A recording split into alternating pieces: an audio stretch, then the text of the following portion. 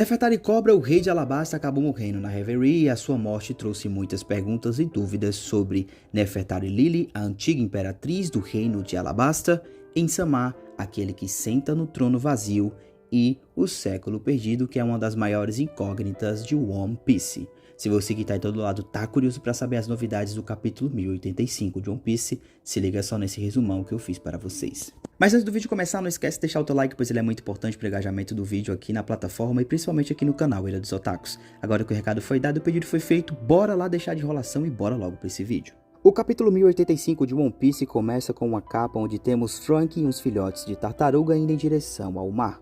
Essa capa foi um pedido especial de um fã e por isso ficou bastante engraçado ver o Frank aperreado esperando que as tartarugas issem em direção ao mar. O nome do capítulo 1085 de One Piece se chama A Morte de Nefertari Cobra. O capítulo começa de onde parou o capítulo 1084 e podemos ver de início a perplexidade de Cobra de ver uma pessoa sentada no trono vazio de Marijoa. Enquanto o rei Cobra de Alabasta observa essa cena absurda, Ensamar dirige a palavra ao rei de Alabasta e fala dele mesmo na terceira pessoa. Ensamar deseja saber uma resposta que somente o rei Cobra poderia responder. O que chama a atenção nesse pequeno diálogo é que Ensamar se chama de Imu e o rei Cobra reconhece esse nome de algum lugar. Cobra deseja saber sobre o segredo do clã D e Ensamar nos revela que os D estão interligados não só ao século perdido, mas também à antiga rainha de Alabasta, Nefertari Lili. Ensamar acaba nos revelando que Nefertari Lili cometeu um erro no passado que comprometeu o status quo que foi planejado pelos 20 reinos que compõem o governo mundial. Aparentemente, Lili foi a pessoa responsável por espalhar os poneglyphs que contam a história do século perdido ao mundo. Ensamar fala abertamente ao rei Cobra essas informações com a intenção de obter uma única resposta que somente o rei de Alabasta pode responder.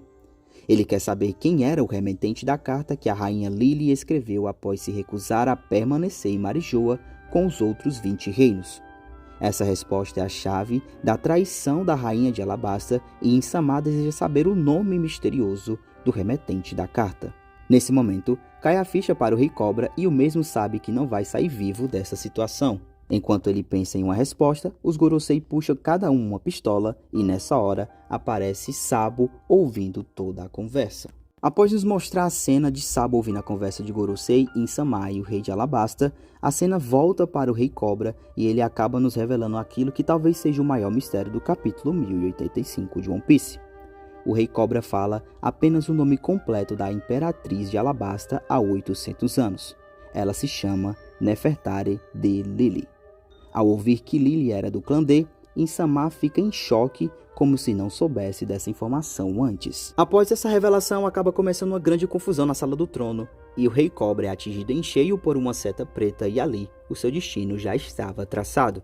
Sabo acaba aparecendo e ataca os Gorosei e também Ensamar, que estava no trono vazio, mas o seu ataque em massa, infelizmente, não surte o efeito esperado. O capítulo é mostrado umas sombras pretas meio estranhas que perseguem Sabo e Cobra que estão em fuga, e nesse momento o rei Cobra revela a Sabo que eles também pertencem ao clã dos D.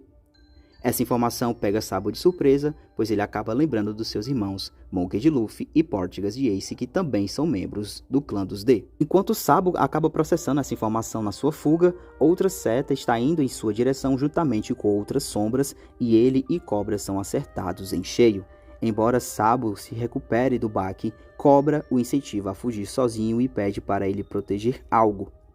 Esse balão de fala foi cortado por outro balão, dando a entender que tem segredo na fala do rei Cobra. Após isso, a cena corta para o Apou, que acaba presenciando a morte do rei Cobra e fica em choque com o que viu. O Apou ficou com tanto medo do que viu, que entrou em pânico e acabou não participando da reunião dos outros reinos da Reverie. Os reis presentes na reunião sentiram a falta de Cobra e o Apou, mas seguiram a reunião como planejado. Após toda essa revelação e confusão do capítulo 1085, a cena corta para Shirahoshi, que menciona a princesa Vivi pela primeira vez no capítulo e é mencionado que ela está desaparecida. Finalmente a princesa Vivi acaba aparecendo e ela está presa sob a guarda de Jabra e Califa, que hoje são agentes que pertencem a CIP0. Vivi, mesmo em uma situação muito delicada, acaba se preocupando com Shirahoshi, que estava sendo intimidada por Santialos, aquele teriumbito inseto. Mas nós já sabemos que ainda bem que ela foi salva por a dupla dinâmica da Reverie, Sai e Léo, que hoje pertencem à Grande Frota. O capítulo também menciona que Touro Verde e Fugitor acabam se desentendendo, mas a cereja do bolo foi o Apol em um ato de desespero para salvar a própria vida, salvando a princesa Vivi das mãos dos agentes da CIP0. Esse final foi simplesmente muito cômico para um capítulo muito importante e revelador de One Piece. Esse capítulo revelou muitas coisas importantes sobre o Reino Antigo, sobre os Poneglyphs, mas principalmente sobre a família Nefertari lá de Alabasta. O mistério que ronda a família Nefertari ainda continua chamando a atenção. Por que Nefertari Lily acabou escondendo de Insama que era pertencente ao clã D? Por que Cobra nunca revelou isso até esse inusitado encontro com Insama? Será que Lily era a aliada de Joy Boy e foi ela a pessoa responsável pelo antigo reino ser destruído pela Aliança dos 20 Reinos? Insama falou dos Poneglyphs com certa importância. Por quê? Bom, como de costume, Oda trouxe mais perguntas do que respostas, mas isso é One Piece, meus amigos. Valeu, galera, espero que vocês tenham gostado do resumo de hoje e até o próximo vídeo. Fui!